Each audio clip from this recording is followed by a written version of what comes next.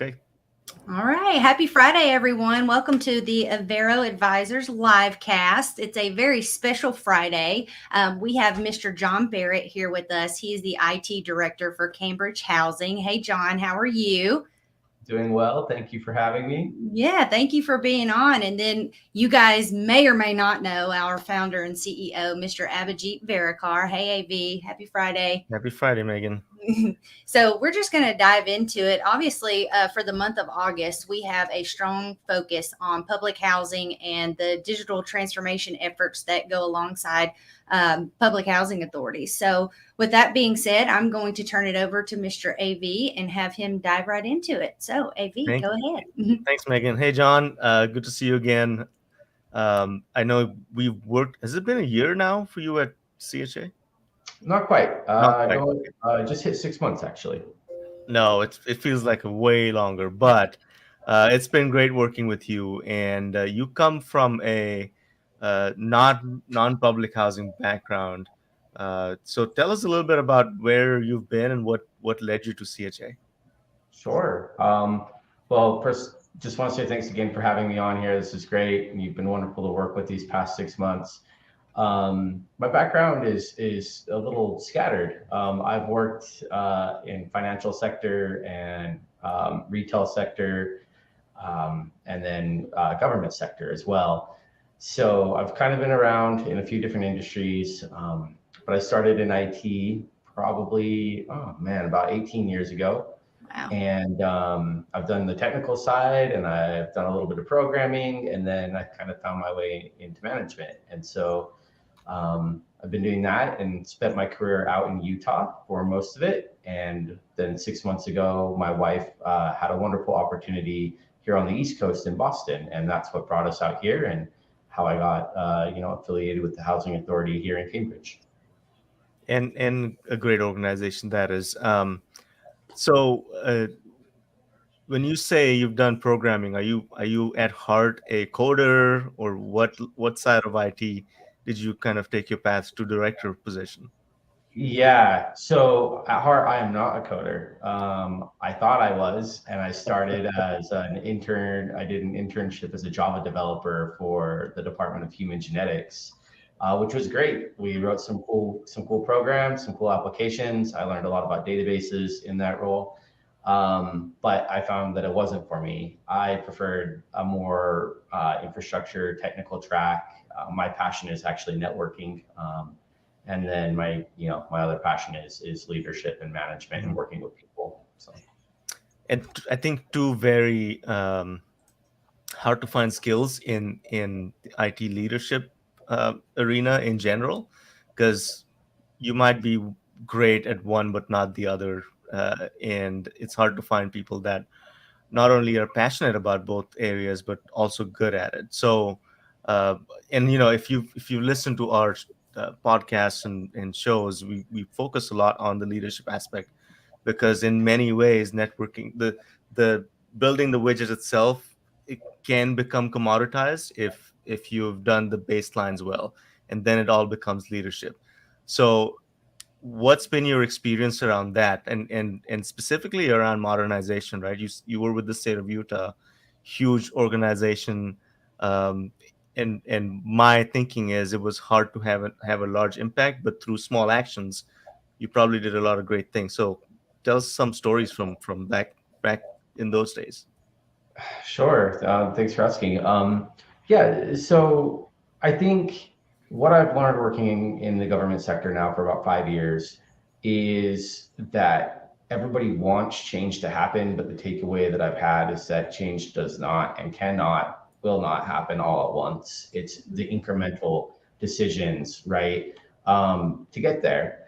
And particularly in government, for whatever reason, it's almost like a glacial pace at a lot of Mhm. places where change is so slow to happen Yeah. that people don't ever see it occurring. So I think in these roles, what I've learned, especially at City Utah, is you kind of want a hybrid of we're rah rah rah, we're here to make change, we're here to make things happen, but set reasonable expectations to get there. Plan out the work, and then chip away at it, right? Not at a glacial pace, but something faster than that, but not like you're going to come in and try and change everything all at once because it won't happen. Yeah, one of the things AV always talks about is having a vision, right? Let us help you craft that vision of what you want change to look like, right? So, my question to you is how do you implement that visionary strategy, maybe with your team internally? Thanks for asking that. Yeah, I think for me, I hold to a belief that IT should not, in a business, IT should not be the decision makers or even necessarily the gatekeepers for the business. The way that the vision I have is that it needs to come from the leadership of the business. IT should meet with them, hear what they want to accomplish, and make recommendations. And then you take what they want to accomplish and build it into a plan and implement it. That's the strategy I usually like to take, rather than well, IT says you have to do X or IT says you have to do Y. I think IT is more there to listen to the business and fulfill the business needs, and working together with the other business leaders to do that. I think that's refreshing, John, because it's not just the perception within the IT industry, but also in leadership. People, let's just take for example public housing, right? You have directors that are responsible for various different functional areas within the agency, and just because it has the word software in it, it's automatically assumed that you're responsible for everything bad and Yeah, sometimes good. yeah. If it plugs in any capacity, it's on IT. You know. Yeah. So where do we draw the line then? How do you communicate about Yeah, well, I mean, we're all in it together. We're all one team, where I draw the line is something I very much believe in is user education, having things like change advisory boards so people know what changes are coming, and people from the business can be there to talk about the technology changes that need to happen or that they want to have happen, and making really community out of the whole business. And so I draw the line at, hey, if this is something that can be overcome with training in your department, then that's what we need to focus on, is training in your department. Not everything is a technical issue, nor should it be. IT should not be in the daily process of what you do, or at least as little as possible, right? So that's kind of where I draw the line. And then if something's truly broken, then IT gets involved. Then IT gets to fix it. Yeah. And I don't know if I asked you this, but what is your background? Like, did you go to school for technology? Like, what was that like? Yeah. So I guess there's like the technical background and then Yeah. the formal education background, right? The technical background was I was like 12 years old and have a friend come over and he's like, hey, I'm into computers. You have a computer. Let me show you how to overclock it. And then he blew it up and I had to learn how to fix it, right? And from that point on, I was kind of on that technical track. I did a lot of IT certifications, whether it's Amazon, Microsoft, Cisco. I've done a lot of tech certs to go down that track. The other track was at some point when I learned that I wanted to manage, that I had opinions about how leadership should operate. I did a formal track, and I went to the University of Utah, did an undergraduate in information systems, and then a graduate program in management information systems. So that's kind of my two tracks for education. And you bring up a good point on you having opinions on how things work and how that relates to management. Because the other fallacy too is longevity directly leads to the CIO position or an IT director position, right? I mean, I've seen people thrust in that position because they've been there the longest, and most of them don't want it. They want to keep doing their coding or network designs and security stuff. Um, what are your philosophies around that? Yeah, it's hard to balance it. I have some good friends in the industry that they're very tech minded, and the idea of any management position terrifies them, but they continue to get asked. because they're really good at their jobs. They know what they're doing. So someone thinks they'll be good at managing. You're like, I don't want to manage, right? For me, I like to manage. I think it's great. But yeah, I think what you're saying is there is a fallacy, especially in IT, that because you've been doing something for a long time, that makes you the expert at it. And I say it's a fallacy because technology changes rapidly, and it's impossible to know it all. Just because you've been in the field for 30 years might not make you the best candidate for a CIO. Yeah.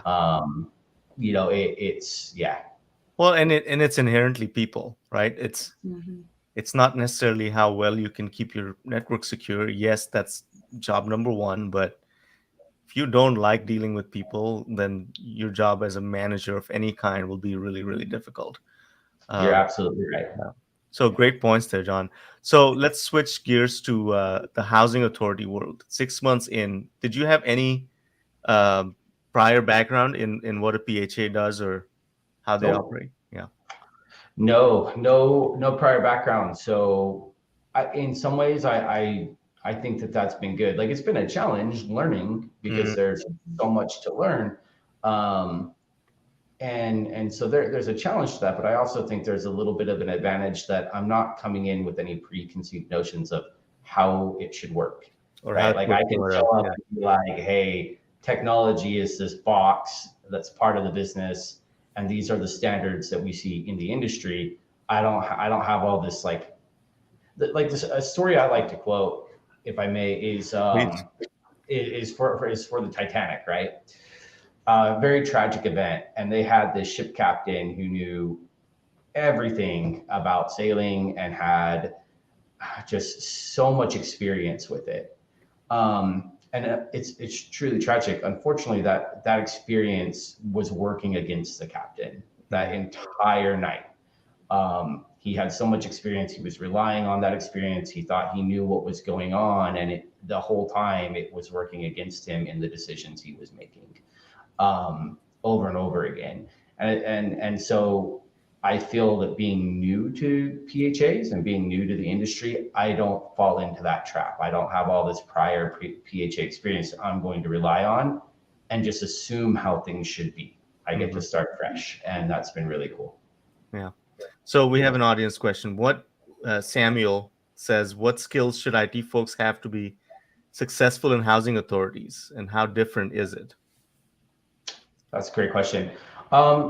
It's different, but it's not so different from other industries. I mean, it is like its own industry, but I believe IT in and of itself is enough standards based that you can bring in standard IT practices um, and be successful in a housing authority. And what I mean by that is like, hey, that there's certain compliance measures you have to meet. So you create compliance policies. You can secure the networks. You can do typical financial reporting. Those are things that stem across multiple industries, and so you can be very successful if you're good at the core of IT. Well, and you hit on something there. It's all about the desired outcomes and asking the right questions. That's what, and templatizing things, right? You can't go into every agency and say, I'm going to make this my own. You have to keep it vanilla, like some of my colleagues say. Yeah. And if you know the right kind of vanilla that works for most places, then you're going to handle the exceptions and not make something very customized for each agency. Yeah, and I agree with that, AV. Like so heavily, the more vanilla you can be, I think it's a benefit to the business because it makes the business agile at that point. The more vanilla it is, the less customization you put in, the more agile you can be to change applications, change reporting, change a tactic that you're using in your business. Mm-hmm. So you brought up, Nope. sorry. You said the word change. And so, change management is a big piece to any digital transformation project, right? Regardless if it's with a local city or county or a public housing agency. So change can also oftentimes meet resistance, right? And so how do you manage that from your role? How do you manage the employees that are resistive to change? Absolutely. They're in every industry that is not just a PHA or a governmental facet. Change is hard for people. Right. I think a lot of people come into work, they want to feel like they're good at their job. And when you change their job, they feel like maybe the rug's being pulled out under them and they don't know their job as well anymore. That creates anxiety, it creates stress. Change is hard. It's a hard thing. And IT constantly, it needs to change for security, for enhancement of the business. So you're asking a really great question. There's multiple ways to deal with change, but I have found the way that I like to implement change is first off, making work transparent and accessible to people in the business so they know why a change is occurring. Having a change advisory board where there are members of the business on that board who can come and learn about the changes, vote on the changes, advocate for changes, and take that back to their teams. And then taking the time, and this is a big one, and maybe the most important one, taking the time to meet with anybody about anything. If someone is wondering why a change is happening, take the time to meet with them, talk them through it, walk them through it, hear their opinions, because everyone can have a good idea. Maybe they have a better idea than what you have. Take the time to do that. And I think that change gets a little easier, but it's still hard.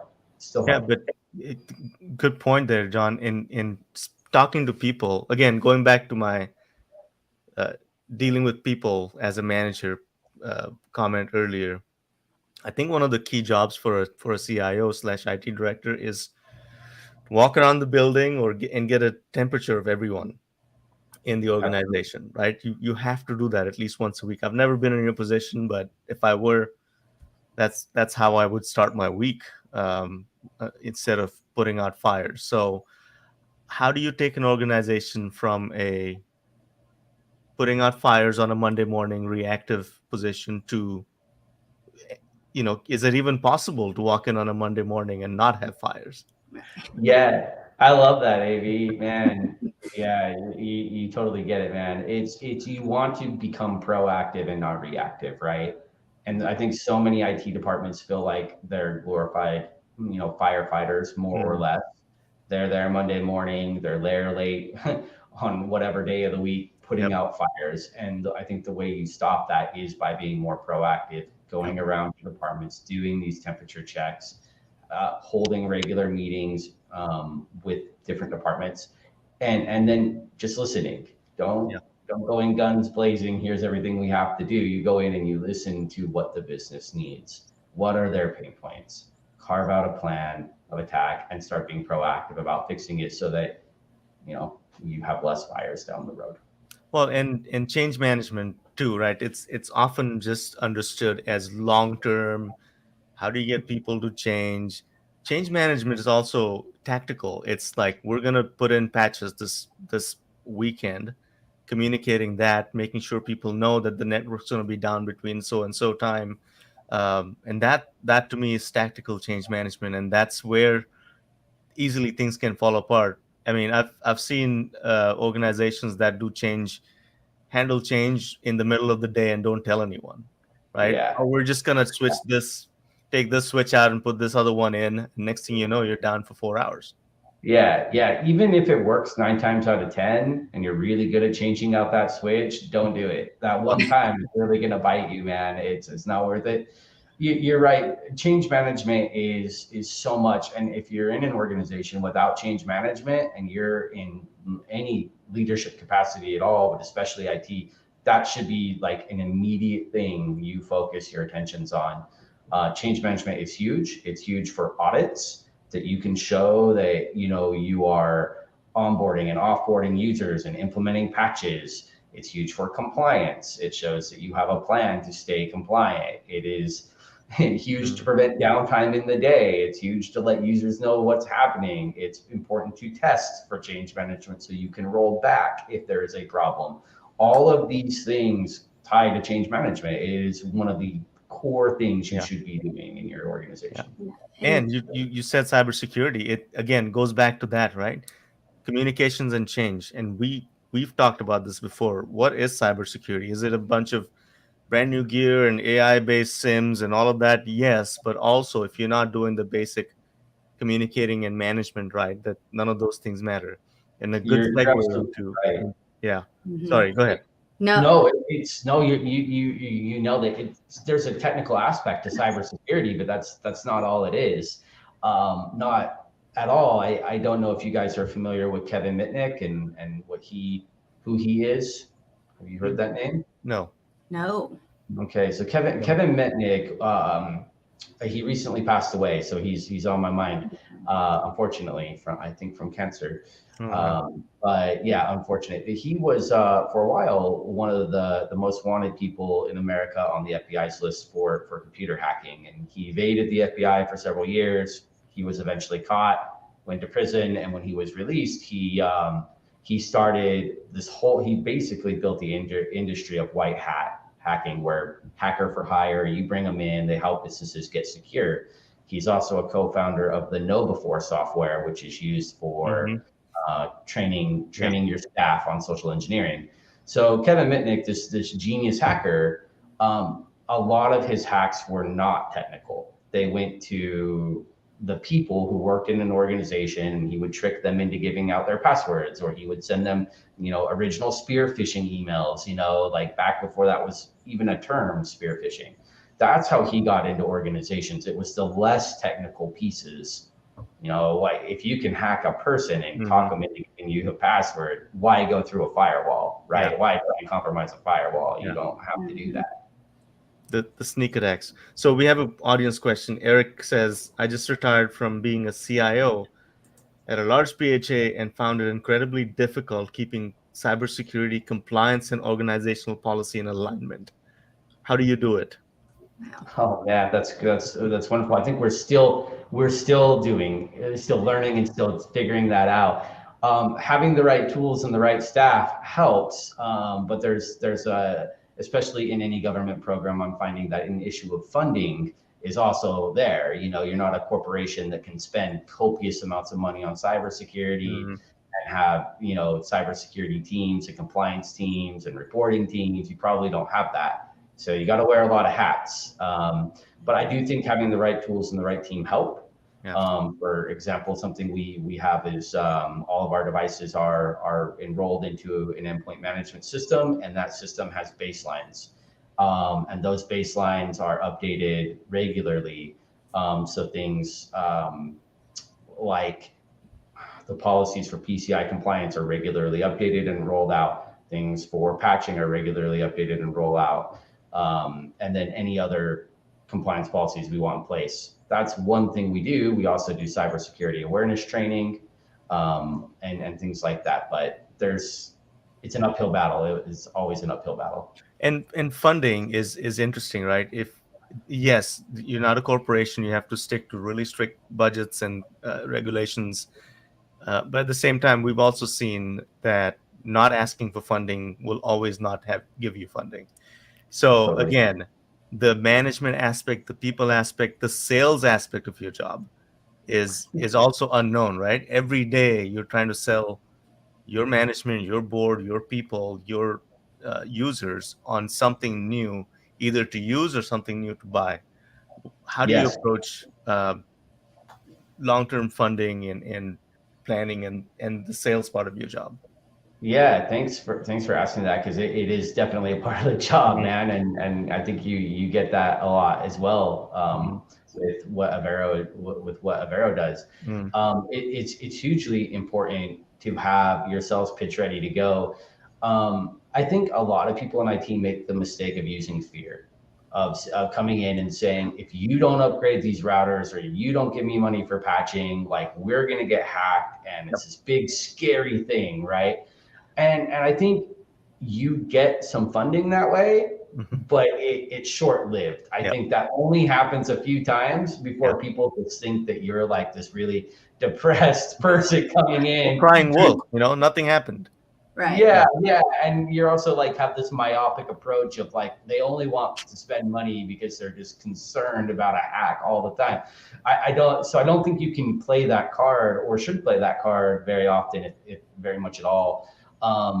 So I like to explain the benefits the technology will bring. And again, this goes back to making the time to meet with everybody who will listen to you.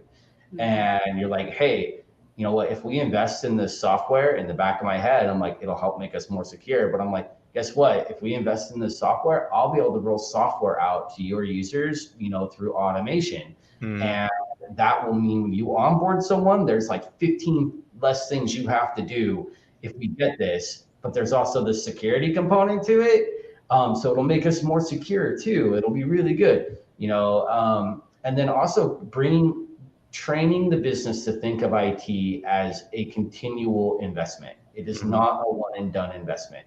When you install routers and switches at a site, know that and plan that at that site in 5 years, you are going to refresh that equipment. Already have that mindset laid out. It's in the budget. It's training the business to think of this as an ongoing, continual investment. It's not one time. I'm not asking for money one time.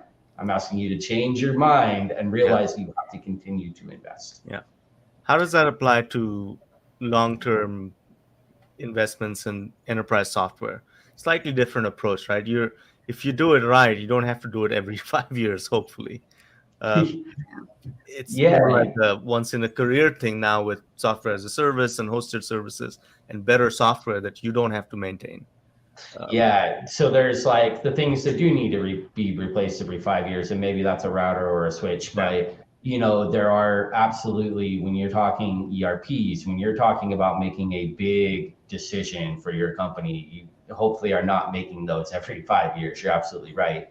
And I think it takes everyone having an open and candid conversation about what the business needs to pick and choose the right enterprise software. I've seen it many times where a CEO will be like, I hate Google, so we're switching to Microsoft products. And then the next CEO comes in and it's like, why are we spending all this money on Microsoft? Google's half the cost, we're going back. And it's like every 5 to 10 years, you're doing these massive shifts between some of your most frequently used software. It's like, why are you doing that? It's wasting time, it's wasting money.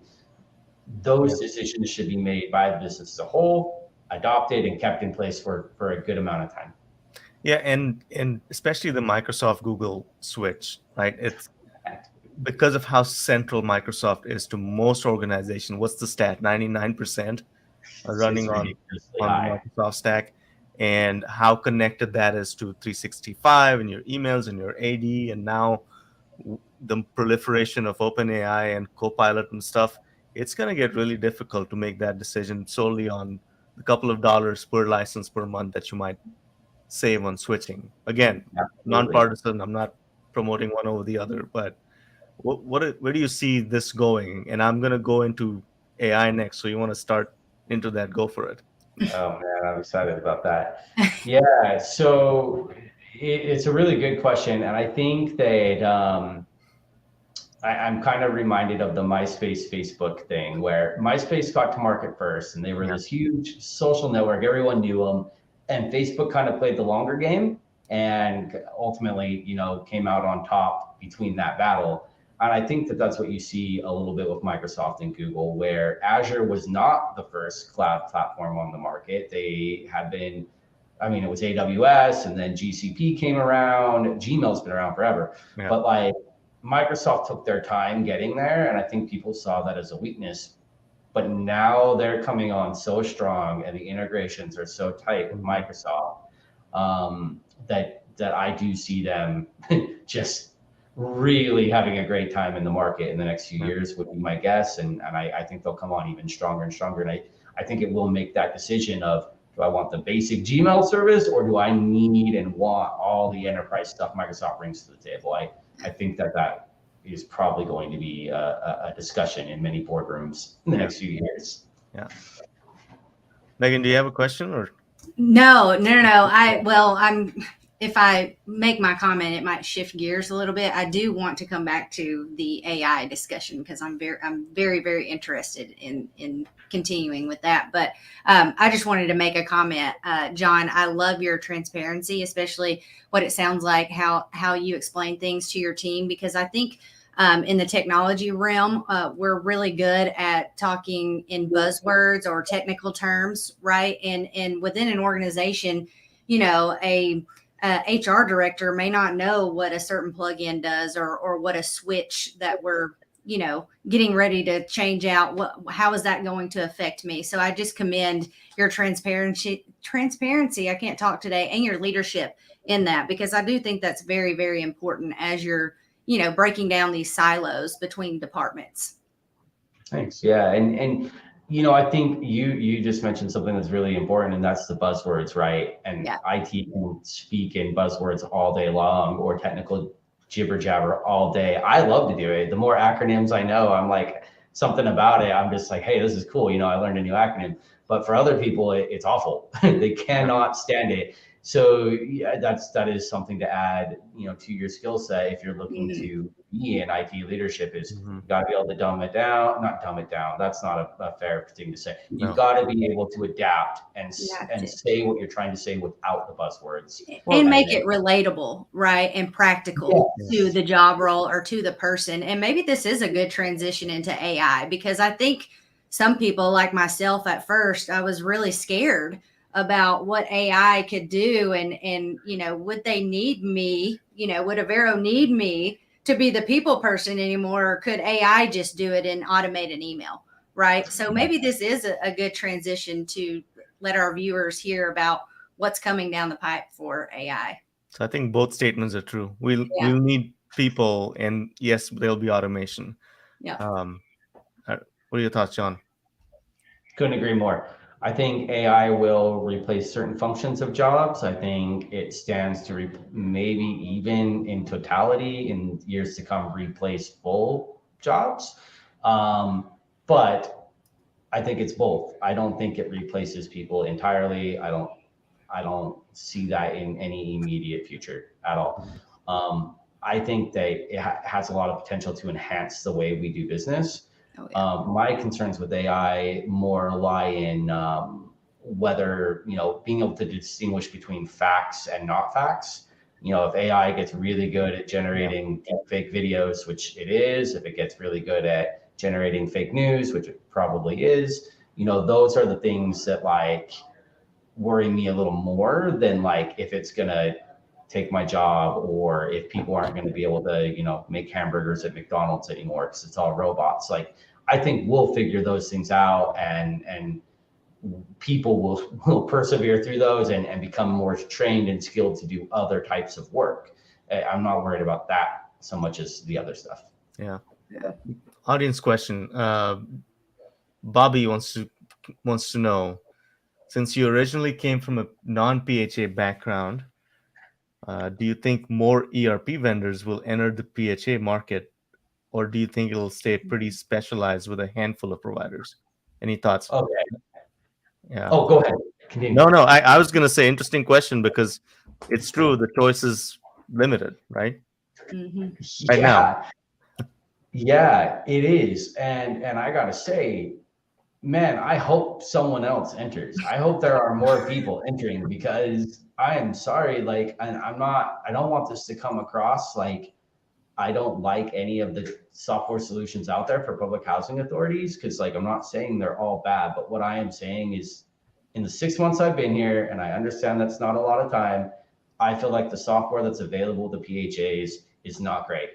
It is not the Yardies of the world, the elites of the world, the PHA webs of the world. They can do better, and they should do better, and they should modernize and release updated software. And if it takes more vendors entering the market to spur them to do that, then I think that should happen, and I hope that happens. Yeah, and back to AI, I think that's going to proliferate a lot of this. What I think is archaic thinking. It's business as usual. We need to be not at the cutting edge. And one of the biggest advantages of being a government client is that you can leapfrog. If you've been with a vendor for 30 plus years and they haven't kept up, you can now, if you find the funding and the political backing, you can make that leap into something much better. And I think we're going to see that with the use of AI. And it's simple things like natural language reporting, right? How much do we struggle with reporting in public housing authorities, in compliance functions? you have full-time jobs that do nothing but write crystal reports from broken databases that don't provide you the raw data you need. So I'm starting to see a shift in that, and I'm excited for reporting more than anything. I think you nailed it, AV. I think you're absolutely right on that. And I think you also said something very important there where it breaks this shift in thinking of business as usual. I think AI could upset that and change that narrative, right? Mhm. Like it's not just business as usual anymore. We have AI that is thinking about business Yeah, as not usual. And I think that that's great. and it's now, the when people are, including me. I mean, before when you first heard about the GPT OpenAI ecosystem in the news, it was too late. Like they're letting you know what they want you to know. So a lot of cool stuff is coming down, and I can't wait. But even with Yeah, GPT-4 and the OpenAI plugins that are available through Azure portals, um, it's here now. We're actually doing a proof of concept for a client, taking their historical data from an older ERP system that has mostly unstructured data, plugging it into a chatbot, and building a conversational natural language reporting engine. that is so And cool. I did it over a weekend. It's super clunky. It doesn't work, but now the real smart people are working on it. That But is awesome.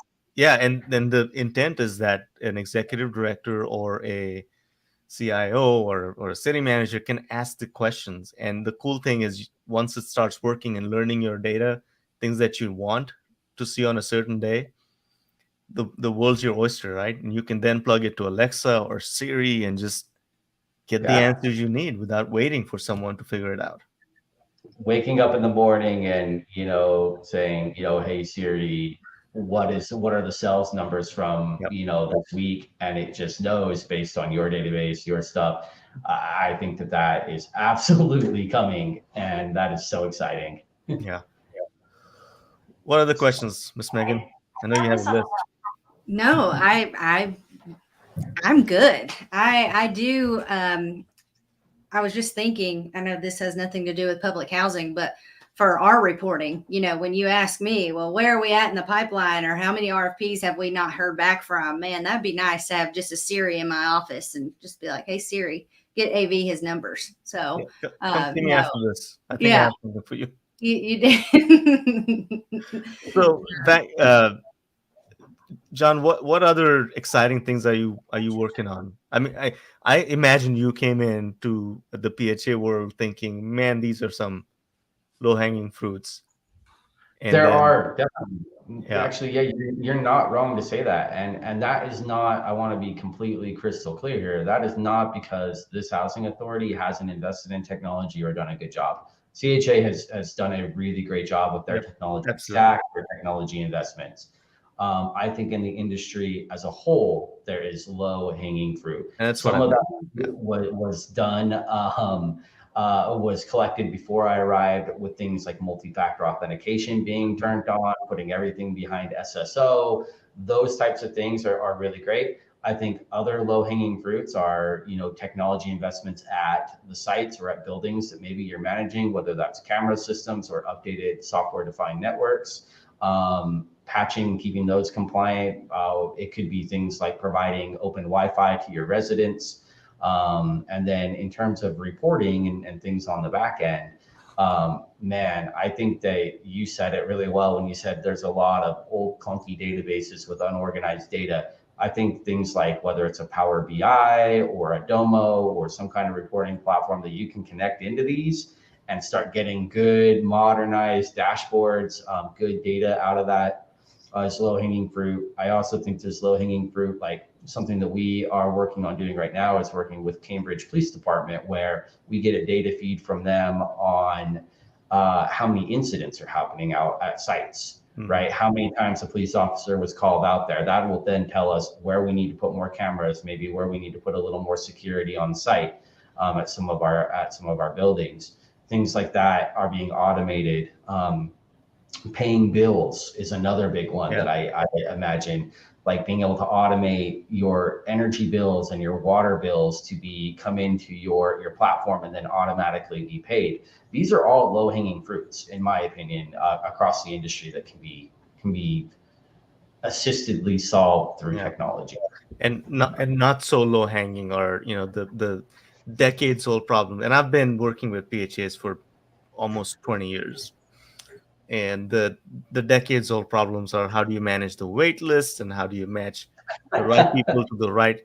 I mean, I know CHA is much better at this, but there are several housing authorities that have a large wait list that hasn't been opened in 3 years or longer, and you have an inventory of open housing, and you're not matching them just because there's a bottleneck of Right. how do you process all of these applications. And I think AI, again, I'm a fanboy. Yes, I don't understand a lot of it, but I know what outcomes can happen through this technology. I Yeah, think if that's you what have I'm into. an AI that can evaluate applicants and help make decisions, or even prioritize them onto a wait list, where then you have a person who reviews it at the end or something, it's a game changer. It can be a game changer. It Um, and customer service, right? Just because of the labor market we're in, the frontline workers at PHAs are, no longer there. They're retiring. They're leaving the workforce, and a lot of that work involves reading documents, talking to people, and getting their case histories. And yeah. that's another bottleneck that can be solved too. Additionally, a use case we're experimenting with, we haven't officially rolled this out, but we're starting to experiment with it, is using things like chat GPT or a generative engine for our notice letters. So like when we have to write a letter to a resident that, they have to change units, or they are maybe being evicted, or maybe a welcome letter, these things we believe can and should be written by AI. Because that's one less thing these frontline workers have to worry about doing, keeping updated, maintaining. We can just send the letter, it gets generated by AI, it goes out, and it's good enough and tuned enough that we know it's going to say the right thing. Yeah. Yeah. John, your leadership has been truly inspiring to me, just listening to you speak to us today. So what advice would you give from a leadership perspective to other IT directors that share the same interests? I think the advice I would give is, say, people aren't numbers, and they shouldn't be treated that way. I think people are really people, and you should take the time to get to know them, whether it's your team or other teams. Work will happen better for every business, for every department, if people feel like people and they feel like they're part of a team. So that should be the number one focus always, is how are you interacting with other people? And I feel like in IT, there's been a stigma for a long time that, like, oh, IT people are awkward, or IT sit in a dark room and watch blinky lights and they're not good at Right. socializing. Like there is this a stigma with that. And I would challenge anyone, in especially IT leadership, to break that mold, break that stigma. Don't buy into that. Just really, take care of your team, and they'll take care of you. Yeah. Great points. And that's what we've built our practice on, is people. Like, really treat people like people, and the rest People of are amazing. People are good. People are great. yes. Well, John, thank you for joining us today. If you need more information on what Avero does, or where to find us, we're on averoadvisors.com, on LinkedIn, Facebook, everywhere. Get in touch with me or Megan. And if you have questions for John, send it through us. We can relay that. John, thank you. If you don't have any other parting Just comments, one last thing, a yeah. brief plug for Avero. We've been Oh, working with Avero since I've been here. They've been great to work with. Something that I can truly say throughout my career, when I work with anybody on any project, I don't look for a vendor. I look for a partner.